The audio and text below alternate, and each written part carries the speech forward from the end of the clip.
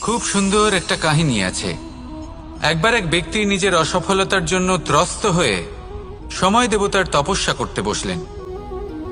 উনি তপস্যা করলেন এবং সময় দেবতা প্রসন্ন হলেন, মানুষের রূপ ধারণ করে ওনার সামনে প্রকট হলেন।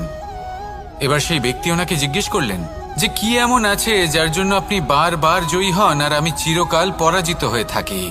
কেন এত পরিশ্রম করা সত্ত্বেও আমি সাফল্য লাভ করতে পারি না? তখন সময় দেবতা উত্তর দিলেন যে দিন হোক বা রাত, ঝড় হোক বা ভূমিকম্প, রোদ হোক বা বৃষ্টি হোক, সময়ের সূত্রপাত হোক বা প্রলয়, আমি থামি না, আমি চলতেই থাকি। আর সেই জন্য যিনি থেমে যান তিনি পরাজিত হন আর আমি জয়ী হই। এটাই আমাদের শিখতে হবে। জীবনে সবসময় চলতে থাকুন, কখনো থামবেন না। হ্যাঁ, কিছুক্ষণের জন্য বিরতি নিতে পারেন, বিশ্রাম করার জন্য, নিজেকে আরো সশক্ত করে তোলার জন্য।